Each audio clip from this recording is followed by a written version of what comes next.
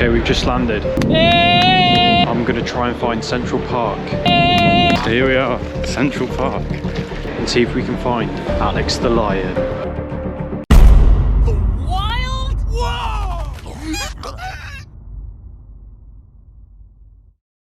Whoa! It's Madagascar. You didn't need this video, did you? It's clearly the film that made more of a cultural impact. There's not even a point of me suggesting that The Wild is an underrated gem because, well, I've made a video on it already. Everyone knows the film is mega poo-poo, but nobody in their right mind has asked the question why. Oh, this smells nice. It is. Yes, I did a short review on the picture, but I feel like I didn't do it much justice. But before all that, I wanted to make this video special. Ultra special. I feel like as a Brit, I don't really understand the full implications of Central Park Zoo. Can I really review these two films, governor? I haven't even been to the ruddy place. So because of this video, I decided to fly 3,000 miles to Central Park Zoo to find Alex the Lion. We're going to the zoo to see Alex the Lion. Bro, I've been waiting the entire trip for this. This is the entire purpose of the trip. Yeah, can't believe we travelled 3,000 miles To see Alex the Lion. To see Alex the Lion, I can't wait. You ready? One small step for man, one giant leap for mankind. Oh my god. This is like from the film. It's like from the film. And It's going to make the journey worth it. The 3,000 miles. Thank you. It's not on Glover, is it?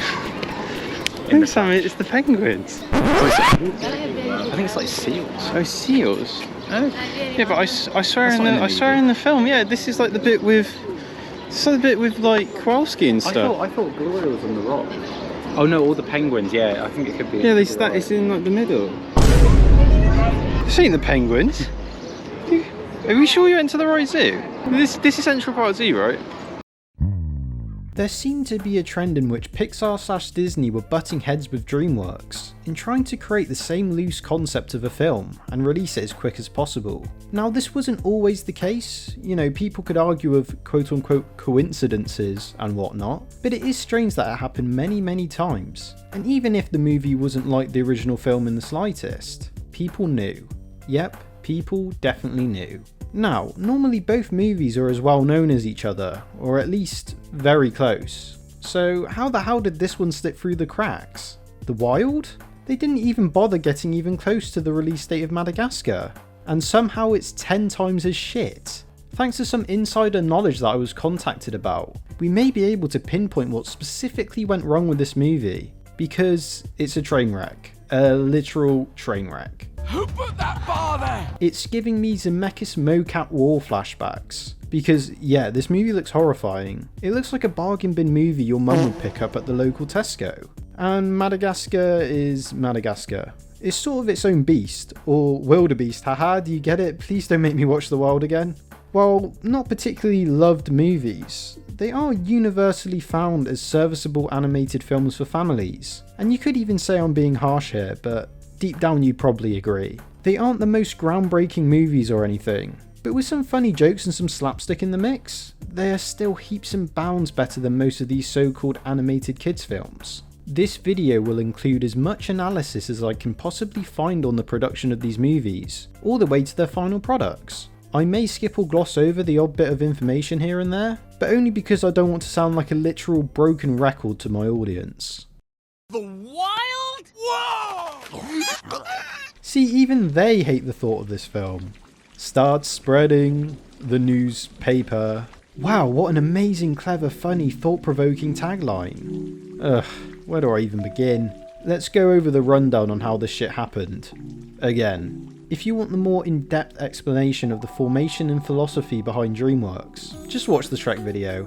But basically, there's this guy called Jeffrey Katzenberg. He works at Disney and in the 80s produced culturally significant, profitable live-action movies. Katzenberg moves on to the animation division, gets into some controversy for trying to edit The Black Cauldron. I mean, for the record, that movie apparently sucked ass anyway. But then is a part of the team that ends up producing some of the most loved Disney films of all time. However, his abrasive attitude and techniques were very controversial, and Katzenberg ended up leaving Disney as he didn't get the recognition for his successes, and he was passed over for a promotion. And of course, he forms DreamWorks in 1994, along with Steven Spielberg. The first animated film from DreamWorks, known as Ants, was released in 1998, just before the release of Pixar's ant-centric CGI movie A Bug's Life. This of course riled up Pixar and Disney, as Pixar's John Lasseter claimed that he told Katzenberg about the idea in 1994. So in hindsight, it's kind of like Shrek in a way. Ants was a spite project from DreamWorks, and Katzenberg specifically wanted to not only copy from Pixar, but also to get the film out earlier. And although A Bug's Life made more money, both received positive reviews from audiences and critics alike, and there's not really a general consensus on what the better picture is. I'm telling you guys this because DreamWorks was now an actual threat to Disney and Pixar. This of course happened again, El Dorado, Emperor's New Groove, etc, etc. And I think it's fair to say that DreamWorks normally had the weaker film. So what the hell happened here? The Wild had pretty much the same budget as Madagascar, but due to its high budget being an animated film, it lost a heck of a lot of money, at least in its theatrical run due to marketing costs and stuff. It's also important to note that this film came out almost a full year after Madagascar. Like, guys, come the flip on, get with the program. If you're going to copy your competitor, especially if the idea is that whack, then at least try and release it near the same time. It is worth noting that this film isn't considered Disney canon. Like, it's not in the official Disney list of animated films, and this is because the movie was not animated in-house. It was done by Core Animation, who did Valiant and Happily Never After, and nothing else. Not really that surprising, is it? And The Wild was their first and only animated film that they also produced. Disney opted for Core for this movie because their original deal with Pixar was ending, and they wanted to find a new potential partnership, as at the time, Disney didn't own Pixar of course. But yeah, they went with flipping Core Animation. Well done, Disney. What an upgrade from Pixar. That with the shitty direct-to-DVD Pixar sequels you were also planning at the time, just tells me that you guys were absolutely clueless. But dear viewer, there is more to this tale, because some people claim that The Wild isn't actually a knockoff to Madagascar? What? Who really got to it first? Let's do a bit more digging. It's been claimed that due to more of the cartoony style of Madagascar, DreamWorks was able to fast track development compared to The Wild's more realistic looking approach. But to be honest, most of this is hearsay, right? After releasing my Wild video, I received a comment from an illustrator who worked at Disney at the time, named Ken Becker, and he had quite a lot to say on the film's production. Here's his 2 cents.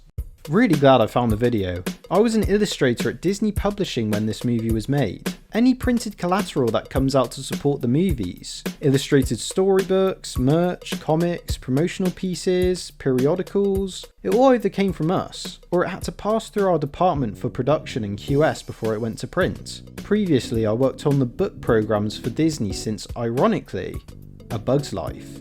Some properties were more fun to work on than others, e.g. Finding Nemo was a blast. Home on the Range, an example that wasn't so great. Working on the book programs for The Wild was different though, and I think that you were very latched on to what went so wrong with this movie. From the get-go, the art style was weird, full realistic looking CG, yet the look was somehow trying to warp realistic characters into non-realistic movements. Tim Burton can pull this sort of thing off, but in this movie though, it feels like almost every scene was going to bend the rules, resulting in a weird off-putting feeling. The actors were all, as usual, A-list talents, except from the inclusion of relatively unknown Eddie Izzard, who was starting to get traction in America at the time, but A-list voice talent can only work with what they're given to perform, and the writing was, for a lack of a better term, cold. It's hard to illustrate a scene from the movie that is supposed to be a warm emotional moment, but you don't feel that warmth in the actual clip. The art style and character models themselves got revised several times in production. This resulted in the requirement that we illustrate the animals, with all the fur, scales and spots, fairly realistically, but not as much care towards the environment. Story points were being frequently rewritten, and thus redrawn. This is a very normal part of production in Hollywood. But these revisions didn't feel like they were tweaking the story to make it better so much, as new producers were being brought in to try and find some way to turn this shit show into an actual working story. So what you're trying to process from a fan's end, and I can confirm on the inside, I don't think this movie ever had a vision behind it that ever got clearer than, we have to make a response to Madagascar, which we hear from production is shaping up to be a pretty solid film. We cannot allow DreamWorks, especially Katzenberg, to have a clear win, so let's make our own Madagascar. And you know what's really sad? The Wild is still a way better film than the empty trash that Disney now seems to be only capable of releasing. Wow, what a shit show. It seems to me like Disney either copied Madagascar, or more likely so, is that they took so long to create the product that they just panicked and got behind. Nobody had faith in this thing. Because yeah, why would you make it look this horrifying? It's a family movie, guys. This shit isn't marketable. And again, proof is in the pudding. It bombed. The teeny tiny silver lining are those home video sales. That was back when they could salvage their money with a home release. Because I promise you, this movie would not get made now. It would be cancelled. And yeah, they were right about the cast, because like most of these big budget animated comedies, they managed to get everyone. I wonder if it's because the actors want to do something for their kids or something. I mean, just look at the cast. Kiefer Sutherland, Jim Belushi, Janine Garofalo, William Shatner, Patrick Warburton, Eric Idle for God's sake. And that's not even scratching the surface. And yeah, Eddie Izzard. What a very strange choice. When I was at uni, there were loads of pictures of Izzard around the city of Sheffield, as they were trying to become a member of parliament. My friend Sam even met Eddie, and all I could think about was, who put that bar there? What a weird timeline. What a weird time to be alive. It's also of note that the movie was directed by a guy who has a nickname which is a really offensive UK slur. Wow. Thanks Disney. And he never made anything after this.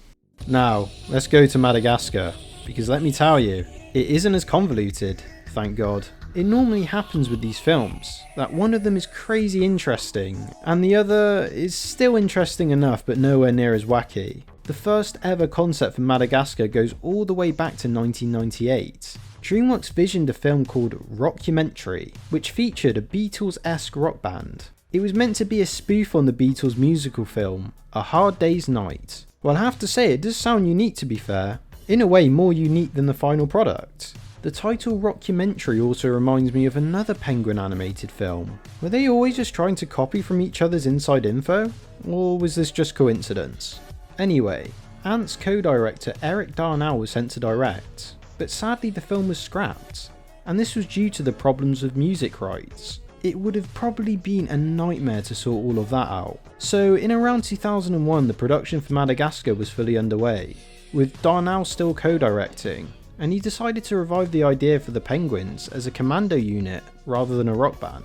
The idea for the Penguins took inspiration from the 1975 TV series SWAT, and they were essentially used to spice up the main story. For example, instead of the main characters being washed up on Madagascar by a storm at sea, it would be because of the Penguins taking over the ship, and it definitely worked. The Penguins became the star of the show really, and of course this movie also has a stacked cast. Ben Stiller, Chris Rock, Jada Pinkett Smith. Oh yeah, that's really awkward isn't it?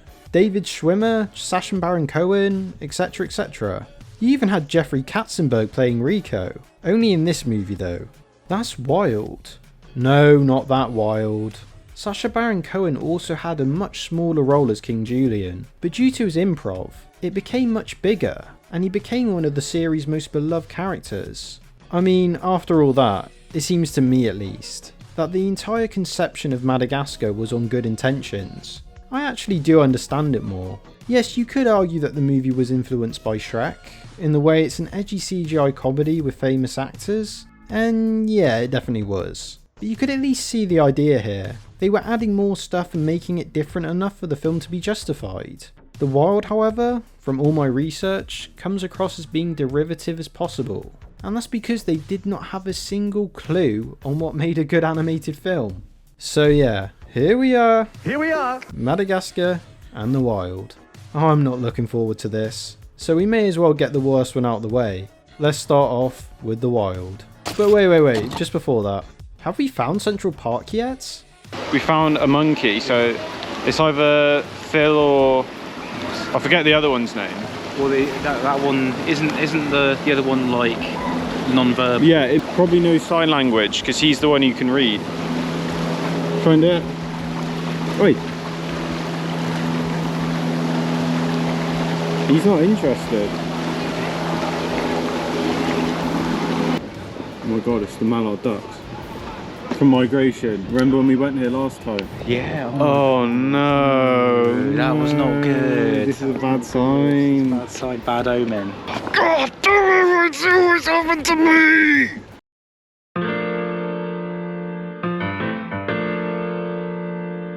So obviously, yeah, this film sucks. And I think I can pinpoint one of the main reasons why straight away. Just watch a bit of this intro. So there I was, face to face with the biggest, meanest leopard on this side of the Serengeti, and You roared so loud his spots flew clean off. Dad, I've heard this like 1 billion times.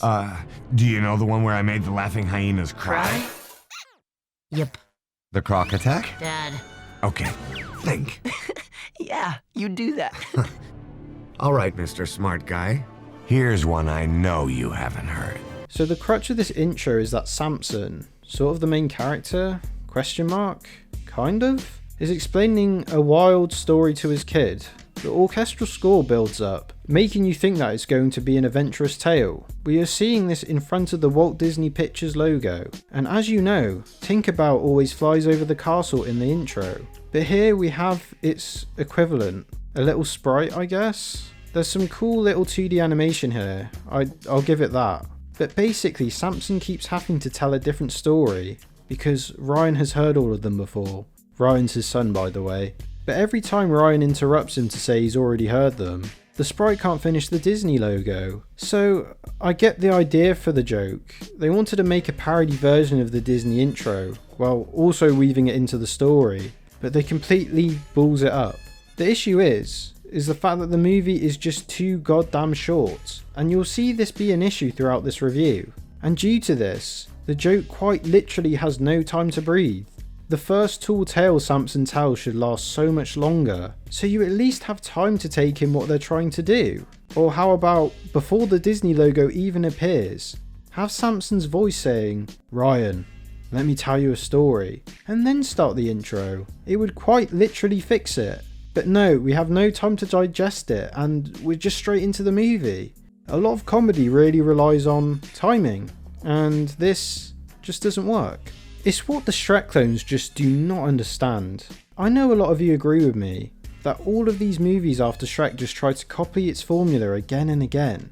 And obviously it's not a carbon copy of its story or anything, but they almost always forget what made Shrek so great. Its story. Because the story is told so well, the jokes become more natural and play into it. Shrek could have so easily been what some people feared what it may turn out to be, but thankfully it was so much deeper than that. And Disney, my god, you do the same joke in Chicken Little too, with the fake out openings of the film. And guess what guys, they were just trying to copy Shrek, but they made the jokes so horrendously unsubtle and stupid that any goodwill for these movies is utterly tarnished before it can even start. Shrek's intro has the DreamWorks intro, and obviously people were aware of this intro before, as it was used in live action films too. It's the standard intro, but with the S's being Shrekified, and that's it. It's a nice little thing they added. It doesn't distract from the seriousness of the intro, and it doesn't feel forced. Imagine if the intro had Donkey bickering straight away and mentioning pop culture references. It would be really annoying and out of place for the intro, right? And this is what these films do wrong. Now I'm not saying that this technique wouldn't work at all in a really unserious movie, but these copycats try to do both at the same time, and it just comes across as tone deaf, derivative, and artificial. Anyway, after a pretty smooth transition from the Disney logo, the movie shows one of Samson's tall tales. We also know that this is a retelling, thanks to the different more cartoony art style, and it's okay, albeit a bit cheap looking. I like the colours and the contrast in this scene, and if they used their budget on perfecting this art style, it could really work. But it doesn't here, and looks more like a cheap tech demo of sorts, or maybe even an old Nickelodeon animated program. So Samson describes his time in the wild as him being the ultimate Sigma and apex predator, with Samson trying to make this story more and more crazy and unbelievable on the fly. He sets up the story in which he is being hunted by this wildebeest monster that he made up in his head. And at the end of the story, Samson roars to get rid of him, but Samson tells the story in hopes that Ryan, his son, finishes the story by roaring by himself. Unfortunately, Ryan meows like a house cat.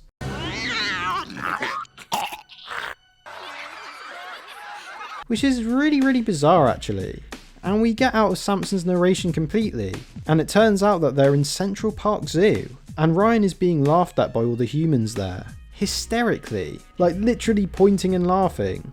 Guys, it's not that funny. And then Samson roars, and they love it and clap, and he revels in the glory. So Samson, and no, not Samsung, is voiced by Kiefer Sutherland, and he is completely forgettable in this movie. As you will see in this film, this is down to poor direction and writing. Hey, come on. That was much better.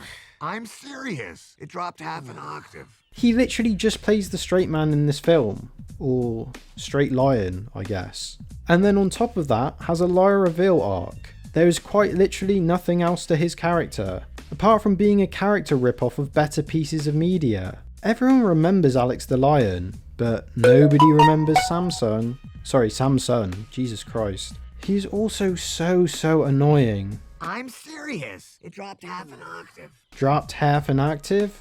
Please can you stop talking? We then have Greg Sipes voicing Ryan, and according to Wikipedia, he's a preteen lion cub. If you really wanted me to roar like you, you'd take me to the wild. Then why the hell does he sound like he's a full-grown adult? Oh, Greg Sipes was 26 when this film released. 26! Not as bad as Chicken Little, I guess, but you're getting there. Bearing in mind, we're not even 3 minutes into this film, and it just absolutely fails on every single metric. It's kind of impressive how shit it is in every aspect. And before we go any further, we may as well get the elephant in the room out the way too. The animation and its design. Now on paper, the animation quality isn't that bad, especially considering it's one of these earlier CG animated films. It's not perfect, but for the time, it was way more than serviceable. What makes it absolutely horrendous, however, are those character designs. Oh god. They are so terrible. Instead of going down the cartoony stylized route that most animated films do, they decide to go on full realistic mode, which just makes these characters seem void of any soul. It looks like there's nothing behind the eyes. Most of the characters just look awful. Most of the time, you're supposed to be able to understand an animated character just by looking at them. Their traits and their personalities can be literally blended into their design. That is what is so great about animation, but because most of these designs are so off-putting, I have no idea what they were going for with anyone. Going straight from designs, the main characters are just so unidentifiable. I wouldn't even say it's from a place of them being lazy, it's just that they kept throwing stuff at the wall and hoped that something would stick. All the changes they kept making during production is just so blatantly obvious, and because of that the film appeals to nobody. And of course, the film has to double down on its shitness and make things worse for itself. Because what makes this glaring issue even worse is the cinematography. The film is very lazily shot, which, for one, isn't surprising, but two, to be fair, the film isn't the worst sin on paper by itself. But because of this, it's a lot of the standard shot reverse shots, and scenes that are just intended to be interesting or exciting just aren't. And that's because the presentation and the direction is just so stale. I'm mainly mentioning this because they can't even get standard cinematography right. For some horrifying reason, they decide to have the virtual camera so close, like all the time. For half the runtime I feel like I have to back away from my TV, because why on earth are they so close to the camera? It's so off-putting. Did they not understand how basic framing works? That with the disgusting angles and trying to mix cartoonish elements with this clearly realistic design result in a baffling final product. If you really wanted me to roar like you, you'd take me to the wild. I'm never gonna learn how to roar here, Dad. So anyway, Ryan suggests that the reason he meows like a house cat is because he isn't in the wild, and that they should go there. What? Okay, that makes no sense. And Ryan says that he has found a way out of the zoo by going in a shipping container. Samsung tells him not to do that, and understands that he's frustrated. you take me to the wild. Whoa, hold on a second. We've got everything we could ever want right here. Dad, you never let me go out on my own. Oh, I'm just trying to protect you. We have everything we need here in the swamp. In the swamp. Those boxes are bad news. Stay away. Dad? Listen, I know you're frustrated, but a lion finds his roar here. I'm so tired of hearing that, Dad. And not only is this very lazy dialogue, the whole thing is artificial and the scene is over way too quickly. The film has absolutely nothing else to say or challenge beyond the basic story, so the dialogue scenes between Samson and Ryan feel like they are just listing off story beats. Nothing feels natural. Throw a funny joke in there, make the cinematography interesting. Something, guys, anything. Not opening your mouth wide enough. Like this. Dad, thanks for the technical help. After another horrifying image, we are introduced into another one, in the form of the character Benny, played by Jim Belushi. You know, the Schnitzel man in Hoodwinked. A rat? Benny is introduced because the people at the zoo think he's a rat, which makes no sense because they're in Central Park. And if you've been to Central Park, you would know that squirrels are quite literally everywhere in that place. Look, I know you're in New York, but what's wrong with these people? Did they get to the zoo with their eyes closed? What's the joke here? And Benny's character is that he's a bit of a thief, he's a wisecracker, and he's the main lion's best friend. We know this because he is the only character who knows that Samson makes stories up. And yeah. So his character is very conventional, and this goes to his design too. It's actually not as horrifying. At least it looks a bit more cartoony than the other designs. But to be honest, because Benny isn't that interesting in any way good or bad, I kind of forget that he's in the movie. And that's worse in a way. And then you soon realise that New York City, one of the busiest places in the world, feels quite barren. They obviously didn't use their limitations well, because Madagascar doesn't have this issue, and it came out a year before. Why is there so much dead space and also so little people? There should be more barriers or gates or something to fill the gap. Was it a hardware limitation? Was it a budget restraint? We'll never know, but it makes the film feel more eerie than it already is. Humans do speak in this universe, but you don't really see their face. Like ever. It's so strange. I like you, koala. Oh, look, honey. The crazy thing talks. There is a quick scene that tells us how popular this plushie of Nigel the koala is, and it's ironic because Nigel himself looks worse than the plushie he's based on. The whole crutch of the joke is that the plushies are meant to be overly cuddly and nice. But I don't know, guys. Look at it. I mean, it looks okay, but not close to the cutest thing I've ever seen. And I've seen the Minions. And speaking of Nigel, who put that bar there? Comedy gold, guys. Eddie Izzard, everyone. The internationally famous comedian. And when I mean internationally, I lied. Eddie is only really well known in the UK. I mean, if it means anything to you guys, I had no idea who this comedian was, until I saw all of the campaign posters smothered all over my uni city. Eddie also starred in Cars 2. Eddie should also consider a new agent. Who put that bar there? Nigel is probably the worst character in the whole film. I said probably. Don't make me think more about this movie than I already need to. It's already broken me as it is. Now thinking about it, I know why Benny is so forgettable, and it's because Nigel is just Benny on steroids, but it's just so much worse. He's more annoying, more stupid, more offensively horrible to look at. I mean, seriously, who decided to make his eyes so small? Why is Nigel even British? What is the joke? It's not absurd humour or anything, it's just like, why? Surely a movie as lowbrow as this would at least make the koala an Australian actor, right? He's clearly meant to be a really crude character, but they also give him a level of paranoia and weakness about him, and it really nerfs how funny he could be.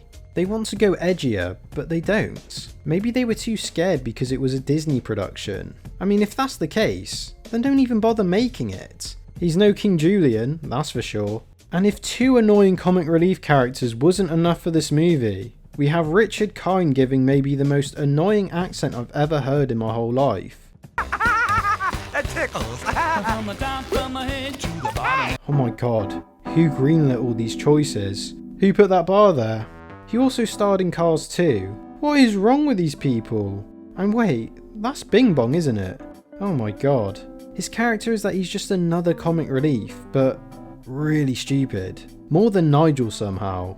And then we get introduced into the final main character of the squad, female Malman, played by Janine Garofalo. She's Benny's love interest, but she is angry at him for the whole movie, for seemingly no reason. This is for you, honey. Did you get that out of the trash? Oh, you did, you little trash picker. I mean, where else are you meant to get the stuff? You live in a zoo. It's pretty slim pickings. Her design is also decent. At least I see a little bit of soul behind those eyes. And that's a rarity in this movie. But yeah, there's really not much character in her either. It just seems like she was added at the last minute for some female representation. But it's just lazy writing and it's just so obvious. Why does he even have a crush on a giraffe? Where did this come from? Where is the joke? At least the way it happens with Malman is funny. Here it's just like, why? It's just annoying and confusing. So anyway, this is the lineup of the main characters. Wow, they really stand out, don't they? Let's get Ryan, dude. Dude, we said it at the same time. Dude, we are only 8 minutes into this movie. Someone please help me. Come on, Ryan, we need you. You're our biggest fan. Samson!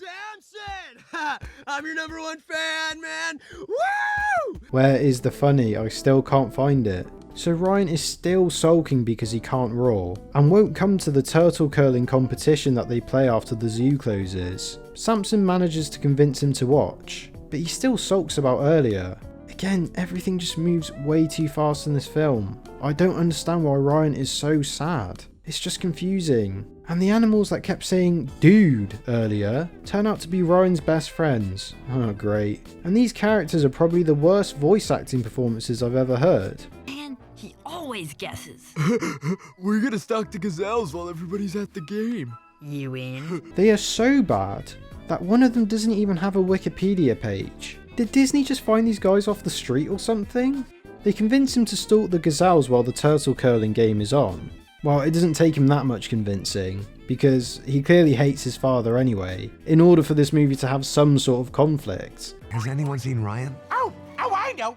Maybe he's sulking because he lives in his father's shadow and he roars like a schoolgirl. Yep, story of this movie's life. Just vomiting exposition at us. We get it, movie. Just stop, please. So, they start the turtle curling tournament, and the main gang are against the penguins. Why is it that a bunch of random animals are against a specific species? Good question. It's probably to save money on character design.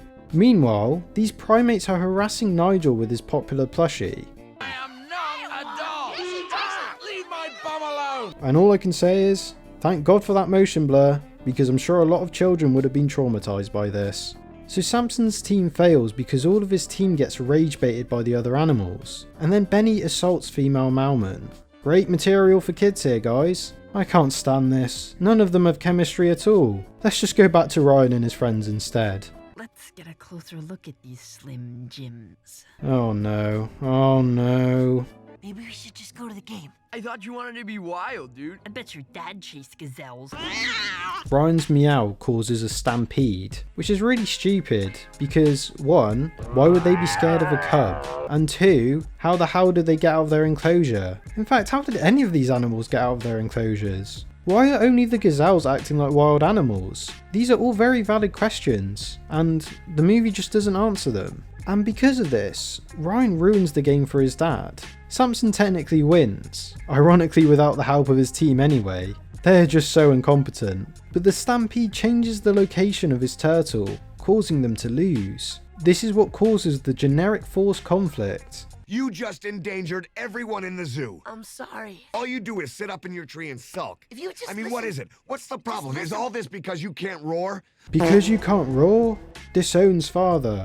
It doesn't get more basic than this. Son does something to get noticed, and dad gets angry and says something he shouldn't. This is just a lie reveal / misunderstanding. Because Samson could easily just explain it all to his son, if he just admitted that he lied about being from the wild. 15 minutes in, and it feels like the whole movie has been a waste of time. The turtle curling scene was unfunny, uncomfortable, and seemed to only be there for the padding. Ryan could have just caused a stampede without any of that curling competition. And this causes the same segment from Shrek, that I hate by the way.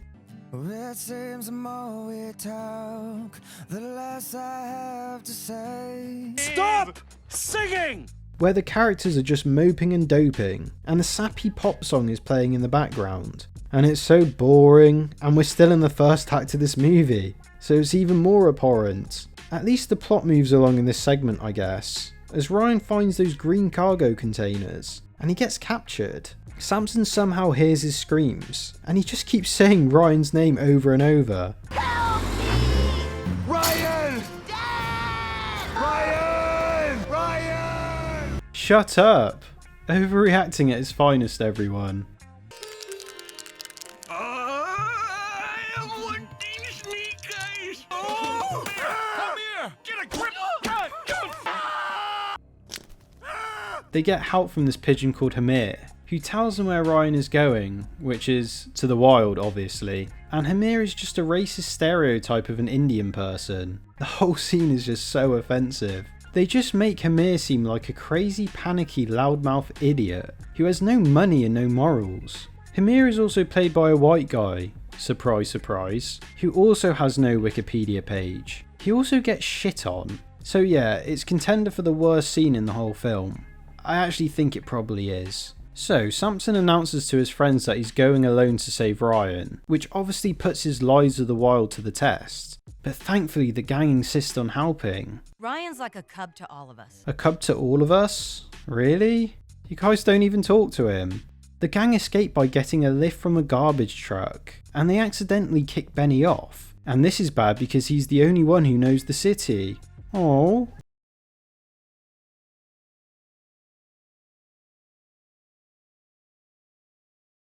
Cue another needle drop of Clocks by Coldplay, and this is a magical moment where they are whisked into the wonder of the big city. And wow, what an impressive moment. Look how cool and vibrant New York is. But there is a glaring, really stupid issue. If you have been to New York, like I did for this video, then you would know that Manhattan is always busy. It's literally called the city that never sleeps. But I guess they couldn't be bothered to animate people in these scenes. This is why the film feels so eerie. Everything is weirdly barren. Nothing feels full of life. Everything has such a shallow depth of field. It's just so odd. So the gang stop next to Times Square, and we get this very abstract line. The garbage, it lives. Which is so bizarre. That is sort of funny. For a mainstream family film, I'm sort of shocked that out of all the bullshit they kept in here, that joke was kept in. The line makes it seem like the guy's an absolute maniac.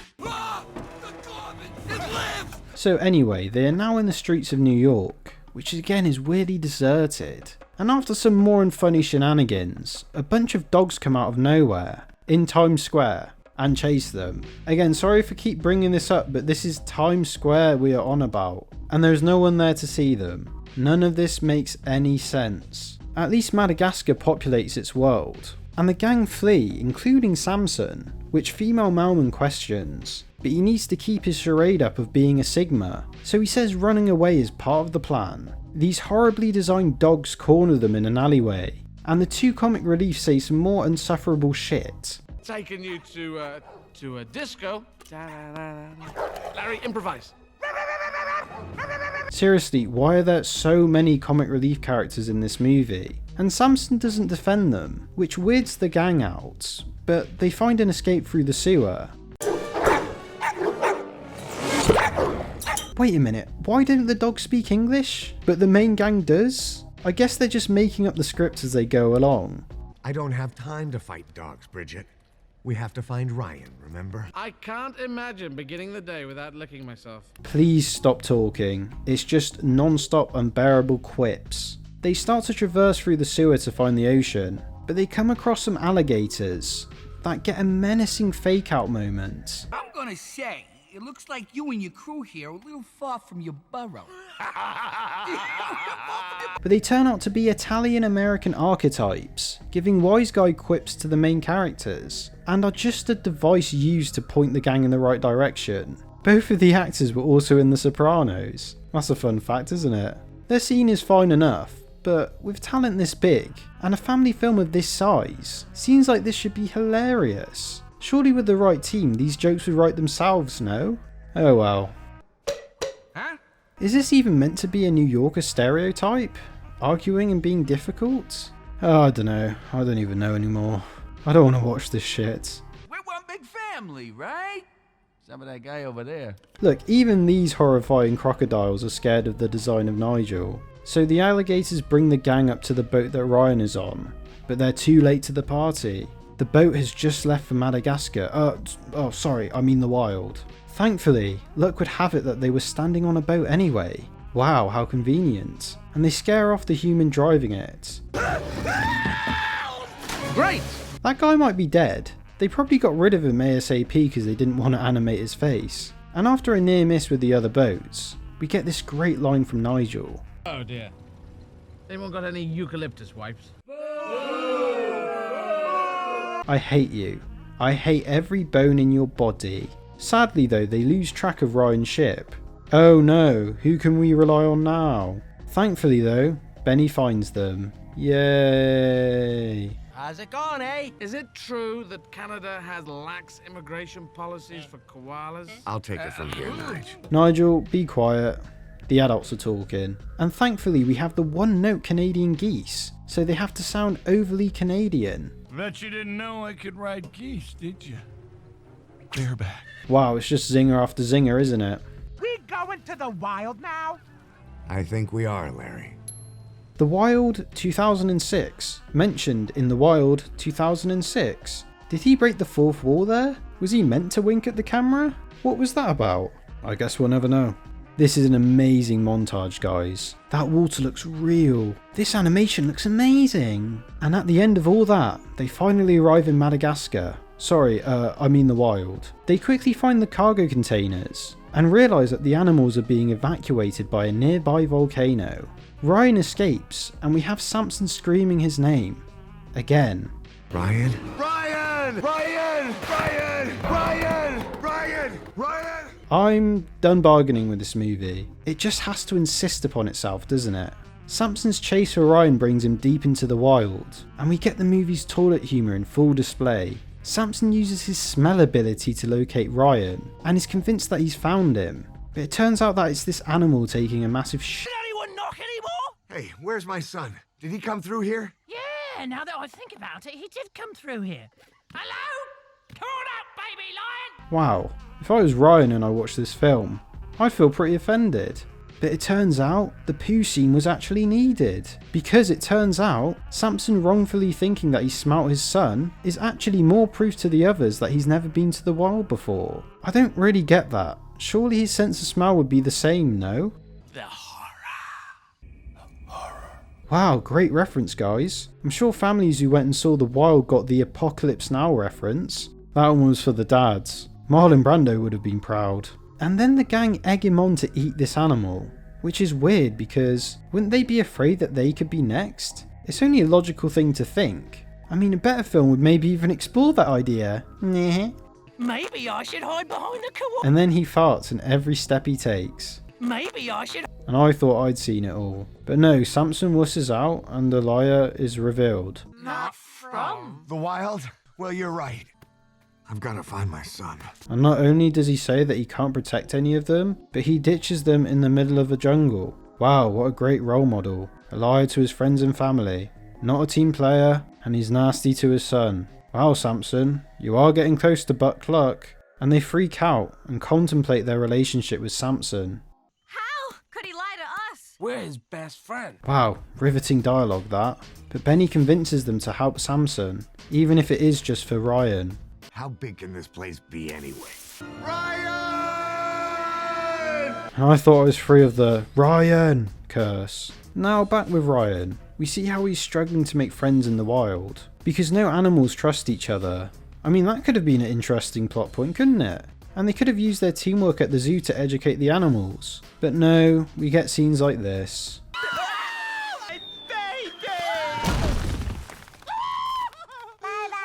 Why? Why did this happen? And with less than half an hour to go, we are finally introduced to the villains of the story, the wildebeests. I'll take the one with the funny knees. Wait, that's Joe Swanson, isn't it? 1/2 a Mounds bar? The wildebeest separate Nigel from the others for some reason, and take him to their lair in the volcano. Very good. Very organized. Can I use your toilet? You wouldn't even use the toilet normally. Stop trying to replicate the humour of Shrek. You clearly do not understand what made that work. But no, the wildebeest starts singing their own song, and we're introduced into their leader, Kazar, voiced by William Shatner. He was also in the 2006 DreamWorks film Over the Hedge, as the much more memorable possum who fakes being dead to get out of danger. Here, I feel like I forget him every time I watch the movie.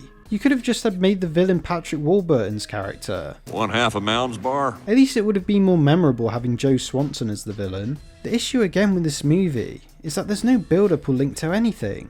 In Shrek we have the build-up from the very start of the movie of what Lord Farquaad is like. So when we finally see how he is, there's more of an impact. Here, and I know I'm saying it for the 100th time, but it feels like they were just making up shit on the spot. The only jokes that sort of work here are the really bizarre ones. Don't kill me!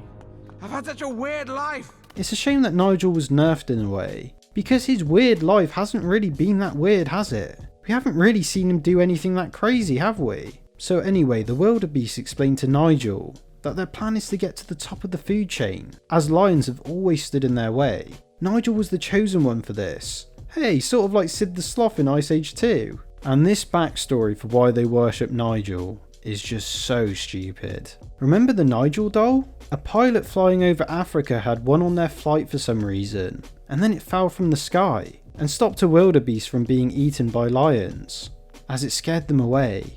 Yes, it really is that stupid. So these vultures that work for the main villain find Ryan and start attacking him and mocking his meow. But Samson hears Ryan's cries for help. Ryan. Yes, it is Ryan, and they finally reunite with each other. The wildebeest find the duo, however, and Samson's lie comes into full effect, as Ryan is confused at why they are running instead of attacking them. Ryan, I can't fight them. What do you mean? Don't you love a lie reveal moment? And then they tack on Samson's backstory. He was actually a circus performer with his neglectful dad, and he couldn't roar either.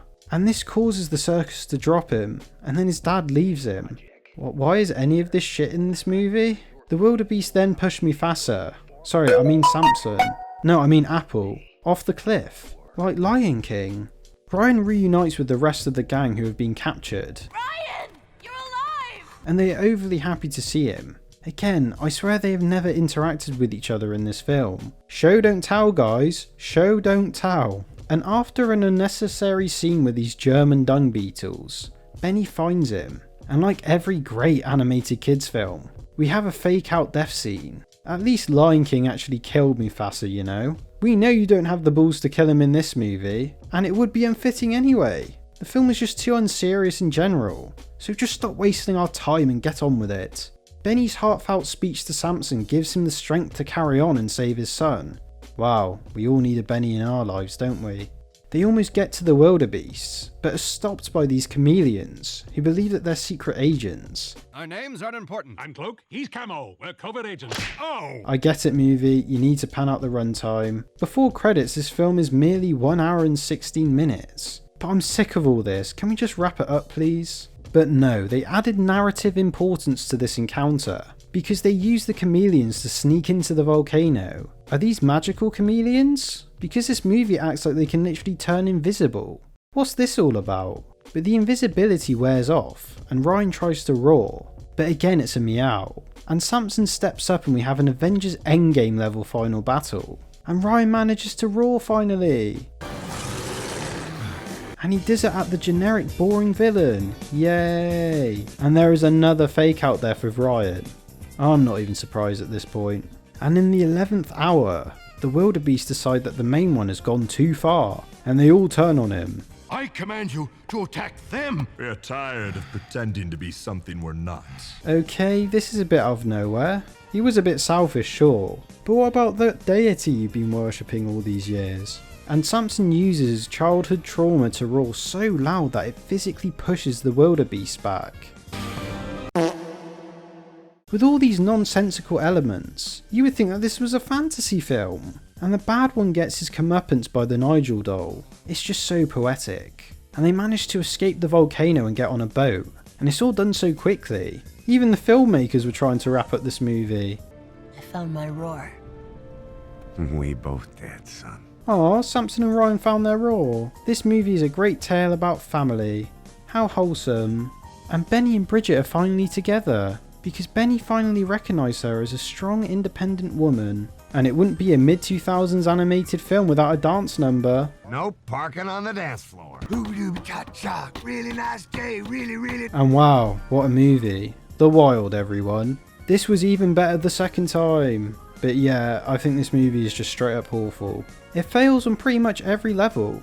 The story is generic, the characters are repetitive and abhorrent, the jokes are headache-inducing, and the animation, particularly its design, has aged like milk. I hated this movie with every bone in my body. Its juvenile, derivative nature is just disgusting. It's always made worse when high-budget movies suck this bad. I mean, look at this budget, look at the cast, and this is the best you could come up with? It screams cash grab, like they had no idea what they were doing. This is just a smidge better than those fake Disney movies, but can you really count them as real films? This one definitely is, unfortunately, and thankfully, all in all, it's been forgotten to time. And what? You're telling me that Alan Silvestri did the score for this? I can't remember any of it. The film just genuinely lacks identity and direction from head to toe.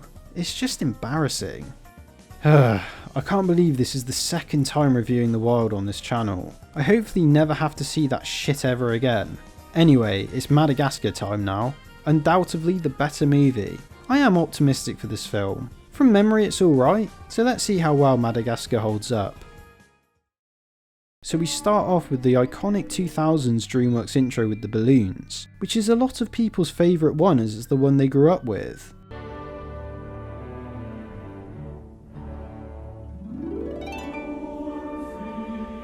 The intro is accompanied by the movie's orchestral score, rather than the standard DreamWorks fairy tale piece, and I think it works, and it helps separate this from the Shrek franchise. The movie starts with a daydream sequence of Marty roaming free in nature, with Alex acting like the predator in the scenario.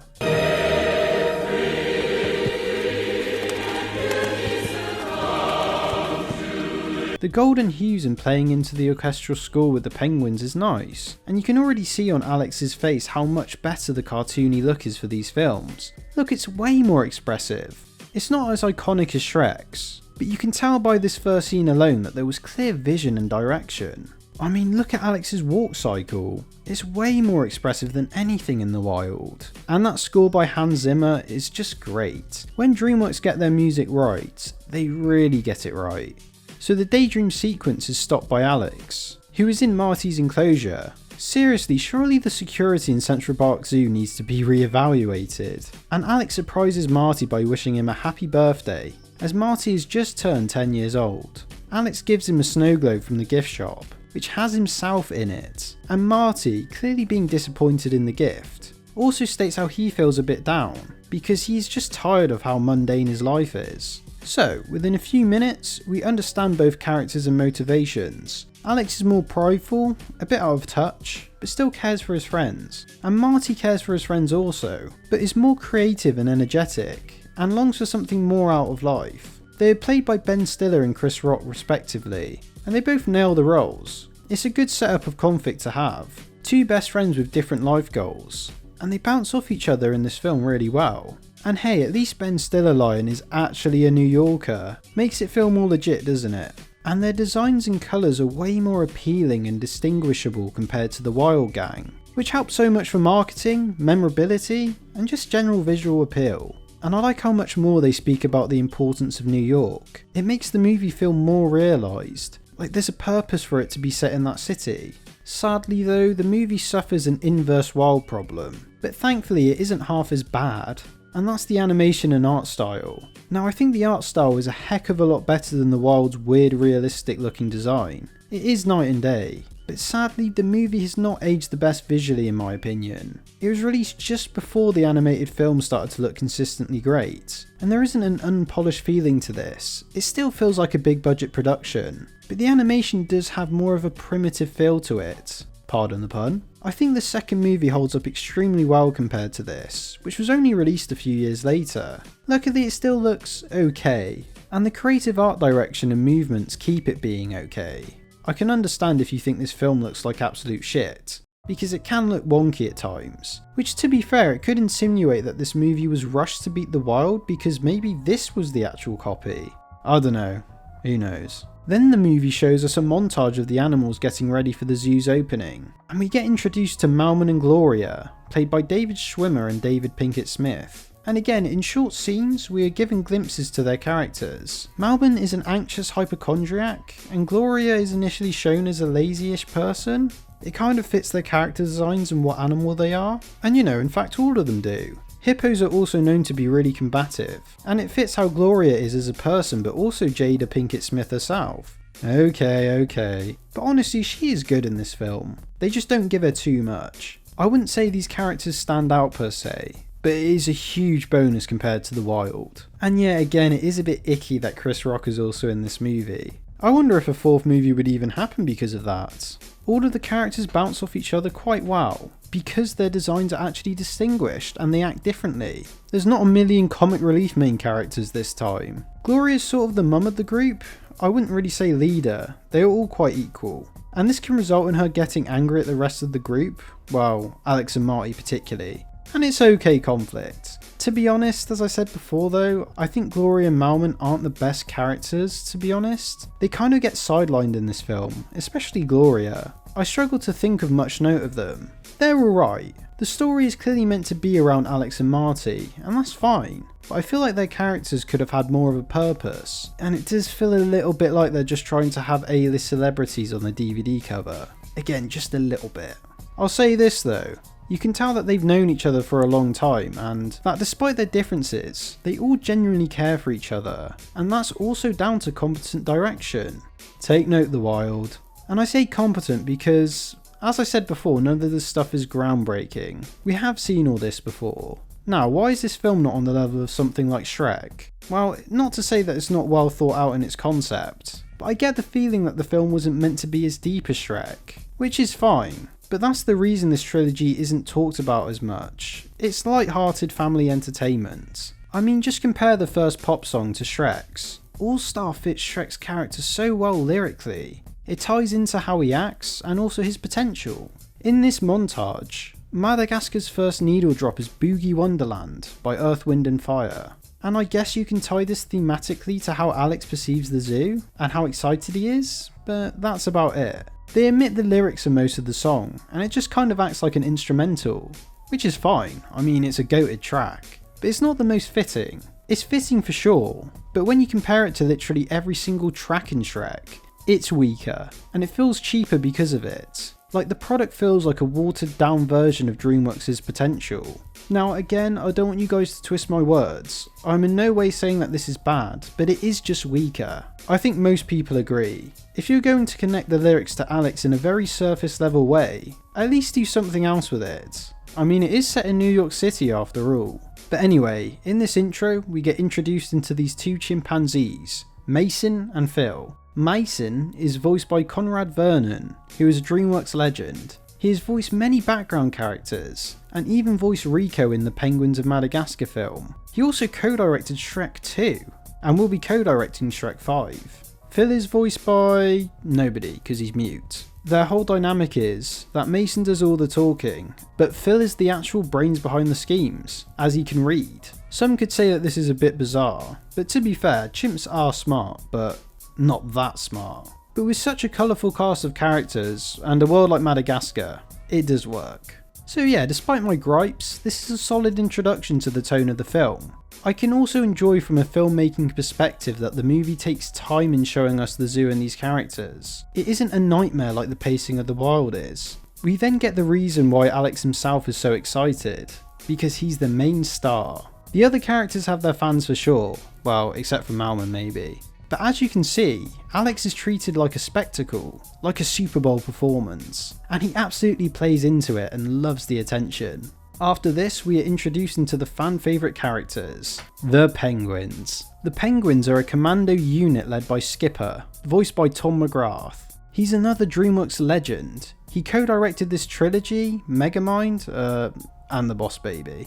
But you have to give it to him. He, with co-director Eric Darnell, created some of the most iconic DreamWorks characters of all time. They literally got their own franchise. In some ways, these characters are more popular than the movie it's based on. Tom McGrath as Skipper was meant to only be a stand-in performance in development, but they got so used to his voice as Skipper that he stayed. It's the same scenario with Rumpel in Shrek 4. McGrath took inspiration from the actor Robert Stack, who was known for his deep voice and commanding presence. They actually asked him to play Skipper, but he passed away before filming commenced. Next we have Kowalski, who is sort of the brains behind their operation and is closest to Skipper. Private is voiced by Christopher Knight, which, yeah, another DreamWorks employee. And he's the shortest and dumbest of them all, and they treat him like he's a lot younger and more immature than the rest. And finally, the wild card, Rico, voiced by Jeffrey Katzenberg himself. And he doesn't speak in the whole film, sort of just grunts and supplies the team with items they need. So yeah, an overall good lineup for these characters. I think probably why they didn't work in their standalone film is because we like the penguins as a treat. We don't see them the whole film. They are far from the most fleshed out characters. Nothing groundbreaking at all, but they are so iconic. And to be fair, they are quite clever, and they are really enjoyable to watch. Definitely a better version of the Minions. And they cause Marty to think about leaving the wild. After performing for the humans, Marty considers his position in this wretched world, and gets depressed. But quickly after this, the penguins dig up his enclosure, as they are trying to escape the zoo. Skipper tells Marty about the wild, and how penguins weren't actually meant to be in Manhattan, and Marty relates to them. So yeah, at this point, the film has planted the seed for Marty's motivation, who is sort of the main character at this point. I'll come back to that. And has also shown all of the dynamics of the characters. Pretty good stuff, guys. There's a montage of the staff pampering the animals, and hey Marty, you seem to enjoy that. You should be thankful for what you have. After their dinners, the main gang celebrate Marty's birthday. Malman gets Marty a rectal thermometer. Yeah, what the hell? That definitely went past my head as a kid. And Marty makes a wish, and blows out the candle. And although it's bad luck to reveal a wish, Marty reveals to them that he wants to go to the wild, and this goes down like a fat kid in a sewer. Gloria suggests that there is wide open spaces in Connecticut, which yeah, I guess there is, but that's no place for a zebra.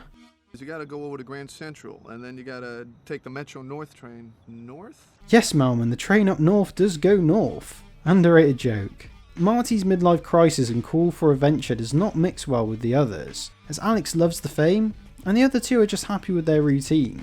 It's kind of sad really, that his friends not only lack any sort of wider aspirations, but also disregard his feelings. To be fair though, Gloria does force Alex to make up with him, which is nice. So after the two others go to sleep, Alex tries to have a heart-to-heart with Marty. He tries to say how all the stars are out tonight, yet the single star is actually a helicopter. Yeah Alex, way to get him even more depressed. And I don't even know if I'm black with white stripes or white with black stripes. Marty mentions about how he doesn't even know what order his stripes are in, which is a pretty clever metaphor of him basically saying, I'm halfway through my life and I don't even understand myself. Alex manages to seemingly cheer up Marty by singing New York, New York by Frank Sinatra. A place so nice you see it twice. I mean, finally a mention of NYC. Seriously though, considering they never leave Central Park Zoo, why do they even like NYC so much? Marty suggests that they both leave for the wild, just for a night, and Alex plays it down by saying he hopes he's joking. This obviously crushes Marty, but he plays along with it. The writing works because both are likeable, and you can understand where they're coming from. Marty is wanting to do something extremely dangerous, but it comes from a genuine place, and Alex shuts down the idea, mainly because he enjoys the status quo of having his friend, but he does also care about him. You can tell Alex is prideful and can disregard Marty and the others, but it seems like it comes more from a place of ignorance rather than being straight toxic. But yeah, as you can guess, the second everyone falls asleep, Marty escapes for the wild. And after a few funny jokes and some unique handheld camera work, the rest of the gang and the chimps escape the zoo.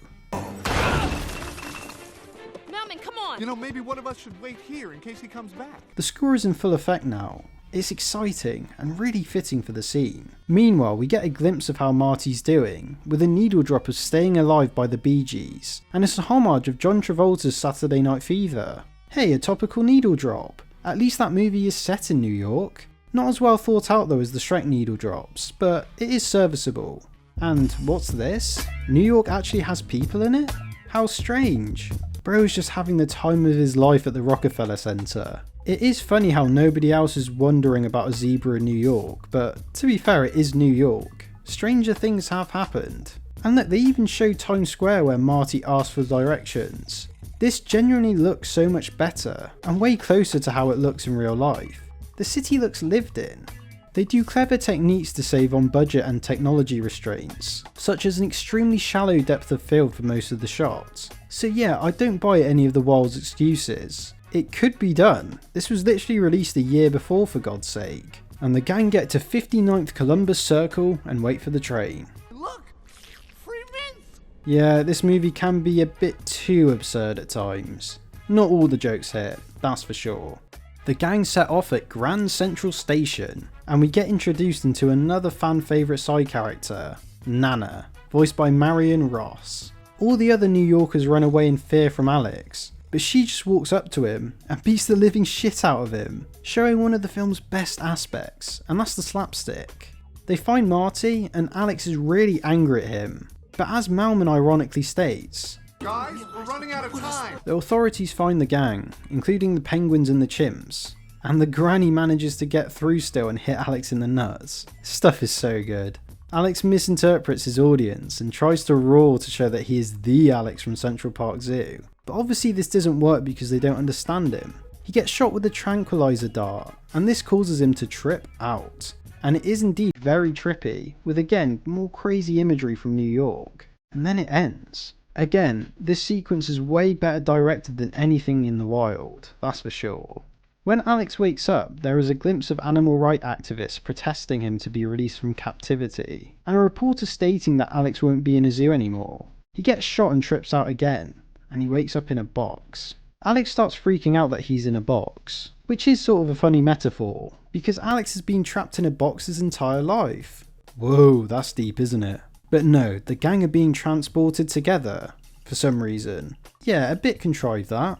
And after some serviceable camaraderie, it turns out that they are being on a boat shipped to Africa. Even the chimp gwins are being sent there. Seriously though, why on earth would penguins be sent to Africa? They obviously hate the thought of that, and we get a colourful spy sequence where they take over the boat. It's really good fun, with great lines and energy. This results in the main four being whisked overboard, and Alex gets sent to the island. And no, I don't mean that island. The island of Madagascar, which again begs the question, who is meant to be the main character? We seem to be more focused on Alex now, and it's kind of true for most of the movie. But no, the rest of the gang show up one by one, and I have to say it's really well done scene. The slapstick, the jokes, the camera angles, etc. It just reminded me of those old Looney Tunes cartoons. Oh, sugar honey iced tea. Can't forget the sugar honey iced tea moment. Oh, you mean shit. But no, they turn around and properly realise where they are. Meme inbound. San Diego. Yeah, Malvin thinks they're in San Diego Zoo, which rolls up Alex again to try and beat the living shit out of Marty. And then Alex does a Shamu reference, which I had to look up. San Diego. Now we'll have to compete with Shamu. Apparently it was a famous orca who lived at SeaWorld in San Diego, but she died like 50 years ago. They are really out of touch, aren't they, the main gang? They traverse through the wild, and they come across what they think is humans, but it turns out to be a bunch of lemurs having a party. This is like a puppy party. I like to move it, move it. This is like a puppy party. Puffy party? Like P. Diddy? The Puff Daddy? What is with these films having P. Diddy references? The Hollywood elites, man. This stuff is weird. But no, the P. Diddy party is actually hosted by King Julian, voiced by Sacha Baron Cohen, another popular character of the franchise, and he's singing his signature song, I like to move it, move it. Cohen voices Julian in an Indian accent, and if anyone's going to get away with that, I guess it is Sacha Baron Cohen. We've got like P. Diddy is going to be in it. Good. And he's a fun character, honestly. A bit batshit insane, but that's just how this film series rolls. The party abruptly stops when the Fusa attack the lemurs, and they manage to catch the little lemur called Mort. They quite amusingly start cooking him up in the bowl, and Alex catches up with the rest of the group. He asks the Fusa where the humans are, but a spider climbs onto him and he freaks out. Okay, I have many questions. This joke sort of doesn't work. First of all, why can't the Fusa speak? Seriously, what's wrong with them? Secondly, why are they scared of spiders? It's not like Alex was stating how he really wasn't scared of the Fusa or anything. He was just confused. That joke would make a little bit more sense. And furthermore, why is Gloria so quick to kill a living animal for no reason? That spider literally didn't do anything to them but be nice. Well, how to do? Why does the spider have a southern accent? That seems to be a very specific choice. I know, I'm overthinking it, but none of this makes sense. But yeah, Alex is freaking out over the spider as a callback to when he got it wrong with the humans. Yet again, Alex's roar is used in an unintentional way by him, and people get scared. In the bushes, the lemurs are observing all of this happen, and think that Alex scared them off on purpose. We then introduce properly into these two characters. Firstly, Maurice, played by Cedric the Entertainer, sort of King Julian's right-hand man and legal advisor, and also Mort, played by Andy Richter. He's sort of like a little minion. He loves King Julian's feet for some reason, and King Julian quite rightly hates this. They are savages. Tonight we die. The feet. I told you, but I told you. He's got a quite grating voice, but you know, it was sort of intentional by the filmmakers. He's meant to be the little bitch of the group and is also the top King Julian glazer. They throw Mort out as bait and he starts to cry when Alex speaks to him normally. And look, new meme unlocked. Hi there. So anyway, they realise that the gang is harmless, but Maurice is distrustful of Alex for some reason, even though they just established that he's harmless. Okay, a bit weird, but moving on. And King Julian and the others come out to celebrate. Alex is still asking for humans though. So do you have any live people? No, only dead ones. Another meme right there. And I think it's meant to be Amelia Earhart, right? Bit sad that she's been immortalised in flipping Madagascar 2005. And Maurice reveals to them that they aren't in San Diego Zoo. Remember Shamu, guys? Keep it niche. But the wild. Who put that Madagascar there? And Marty is the only one celebrating this. Gloria states that the humans are probably on their way to save them. But 2,501 miles away, and the hijacked boat of the Penguins is nearing Antarctica. Yeah, you guys are doomed. Look, Malman literally writes a will and buries himself for his own funeral. So, Alex draws a line in the sand. He's sick of Marty's shenanigans. Marty can only cross back to their side of the island if he starts taking their situation seriously. That side stinks! You're on the Jersey side of this cesspool! And look, this deeply connects to the themes of New York. New Yorkers always dog on New Jersey. This film is deeper than you think. And so ensues a rivalry between Alex and Marty. Marty decides to build a little relaxing spot on the island, but Alex builds a wooden version of Lady Liberty in order for rescuers to find them.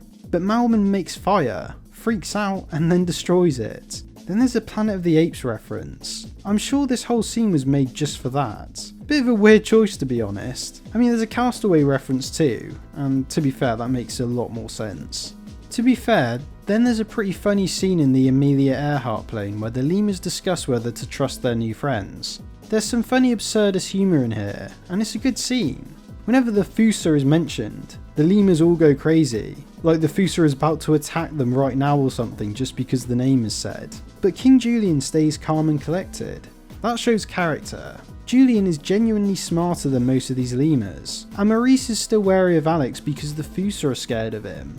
So I guess that makes sense at least. And I didn't know this, but there is a Twilight Zone reference. It seems the more I watch this film, there are just references to things without much thought in them. Now with Shrek, the fairy tale creatures are integral to the story and world, so it feels more natural. This sometimes just feels like random references for adults at the time. Meanwhile, Malman and Gloria have moved to the fun side, and Alex's calls for help have all but failed. Alex goes over to the fun side and genuinely apologises to his friends. They all start to reconcile, and share seaweed that Marty prepared. It's like Weed Rat, rotisserie style, the unconventional food choice that they end up enjoying. They share it around a campfire too. Okay, I am definitely reaching quite a bit. But yeah, Alex is the only one who doesn't like it. Not out of being a dick, but because he needs his steak. Alex wishes for a steak when they see a shooting star. Okay, I swear wishing for things is just a straight up curse in this movie. Seriously. Of course, a hungry Alex starts daydreaming about steaks when they all go to bed, in this American Beauty reference, and Alex is literally licking the steak. Look, if you haven't seen American Beauty, I'm not even going to explain that one. Seriously, what the hell are they thinking? And Alex wakes up licking Marty. His instincts are taking over, but he plays it off like he was checking Marty's stripe order, and none of them think much of it. In fact, Marty is happy that his friend was thinking of him. Aw, he's gonna try to eat you later. Cuts are probably the best joke in the movie.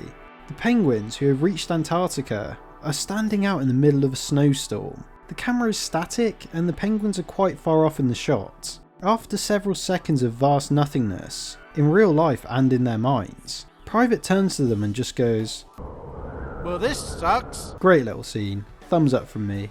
The lemurs kidnap the gang and show them the beauty of Madagascar, and everyone has finally turned around to it as they found Marty's mural at the zoo in real life. So, you know, giving people change mixed with something they're used to. Alex mentions that he hasn't eaten in 2 days, and Marty pumps him up, a little too much, and Alex enters this manic state of euphoria. I feel like a mile-high pastrami on rye on the fly from the deli in the sky! I mean, if that doesn't scream New York, what does? So, Alex's manic episode gets to its climax when he's asked by Marty to do his performance that he does at the zoo. After doing the biggest roar he's ever done, which even scares the Fusa away, he envisions all of the animals as massive pieces of steak, and he ends up biting Marty. Maurice explains that they only kept him around to scare the Fusa away from them, as Alex is a lion, and the gang don't even believe that steak is animal meat. I mean, seriously, surely someone like Malman would understand that. But Alex's hunger and hallucinations get too much, and it can't be a mainstream animated film without a second act low point. So Alex's friends ditch him, seemingly forever. But thankfully there's a few things that saves it from being an unbearable second act low point. First of all, Alex's hunger has been clearly hinted many times before. It's a thing where you can tell it's going to happen because the film literally spells it out to you. So it's not a stupid misunderstanding or anything. And secondly, the film resolves the conflict relatively quickly. After a nice needle drop of What a Wonderful World by Louis Armstrong, we get a montage of Alex's destiny versus the groups, with both having bad experiences in the wild showed very comedically. No moping or doping or anything, and the gags are pretty good. It even helps that the rest of the group aren't mad at Marty for causing all this. Thank God for that, it saves so much potential BS. So Marty feels pretty terrible for everything, and they start to devise a plan for Alex. Before they can do this though, they hear the boat, and lo and behold, a boat washes up on Madagascar, and it's the penguins, dropping solid gold line after solid gold line. Now this is more like it. You? Oh man, where are the people? We killed them and ate their livers. Easily the best parts of the film. So the penguins and the gang make a plan to save Alex, but not before Marty runs off by himself. It's his best friend. He has to go alone. The film cuts to Alex secluded where the Fusas live, and he's having another dream sequence. He's back at Central Park Zoo, and a bunch of steaks are chanting for Alex to perform. He snaps out of it when he sees that Marty has come to try and save him. He tells Marty to leave him alone, as he's scared he'll try to eat him again. Again, a bit bonkers, but I do have to say, it is a different angle for a film like this at least. Marty sings the New York song from the start, and the dynamics flip this time. Alex doesn't respond, but contemplates, with his eyes seeing the light. Before Marty can reach him though, the Fusa ambush Marty, and Malman has to come to rescue him with Gloria. It's a nice little moment for Malman, and to be honest, the story is there to make him a bit more of an interesting character. He's clearly a very anxious and afraid person, and he did that to save his friend? In front of bloodthirsty Fusas? Shouldn't he be proud of himself? Or his friends at least celebrate that fact? The movie is almost there in making these characters a bit better. However, for some reason it doesn't fully put the pieces together.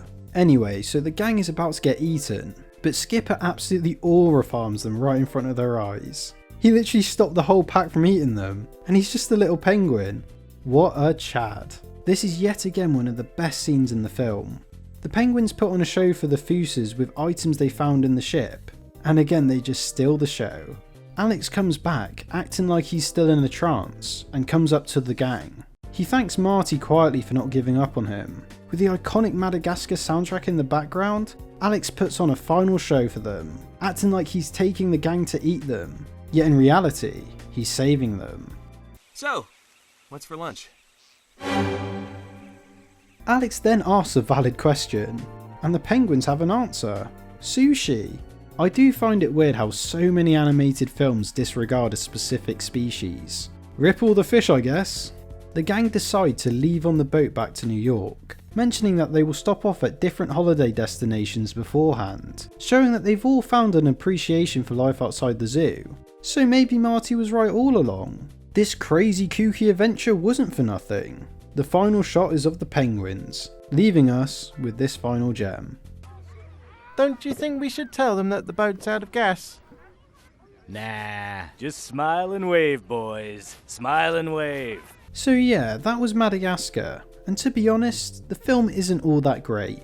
It's not bad, but too many issues really bog this film down. It feels quite confused at points. The characters are iconic, especially the side characters, but the main gang seems a bit underbaked, especially Malman and Gloria. Like, remove them from the story and you don't really miss much. The story itself starts off well enough, but after the first act it feels a bit unfocused, like they didn't really know how to finish the movie. You think the film is about Marty in the first half, with his desire to escape captivity to the wild, but the movie then becomes about Alex's inner struggle and instincts of trying to not eat his friend, which again is bonkers and something I haven't seen in an animated film, but it doesn't result in the best conflict, I think. I don't know, I just feel like the concept was never fully developed with this film. The animation has also not aged the best, which is kind of an issue. A lot of the other animated films at the time are just more visually appealing. Saying that, if you are a big fan of this film, try watching the 4K Ultra HD disc version of this movie.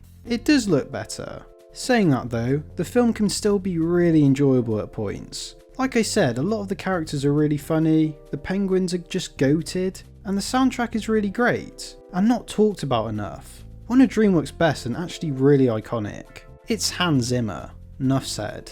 The film is also really funny thanks to the fast animation, and even if the film isn't intellectually that deep or interesting, there is an abundance of funny moments, which I cannot say for a lot of these animated films. It's a film that I would happily watch again. It's a very easy watch, don't get me wrong, but it is very middle of the road. Now compare it to The Wild?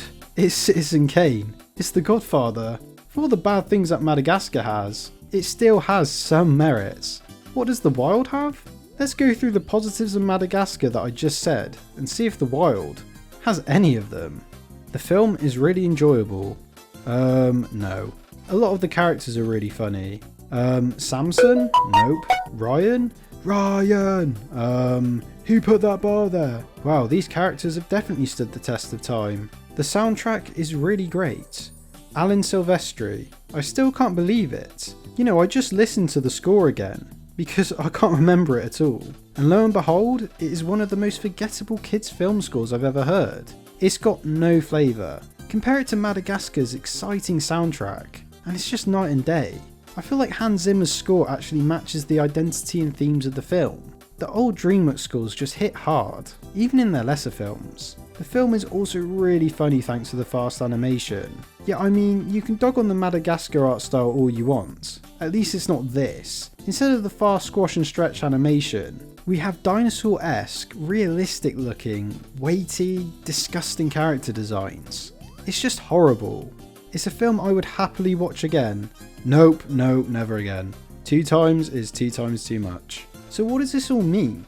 Madagascar spawned a multimedia franchise, grossing billions and being beloved by children around the world. And the other film is The Wild, a rancid experience that Disney has tried to rightfully bury. Now the concept itself is just okay for both of these movies. It definitely wasn't as well thought out or as iconic as a film like Shrek. But like I always say, it's the execution that makes these films. I actually want another Central Park Zoo escape film.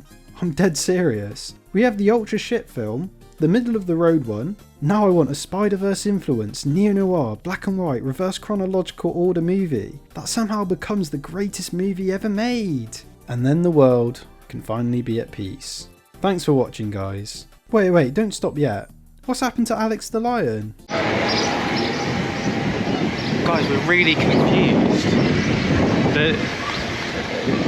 There wasn't Alex. Where was Alex? We went around every single bit and there was not Alex. We went through every single enclosure, every single animal, and he just wasn't there. Was this a waste of a trip? Leave it in the comments. It's junk. First class junk.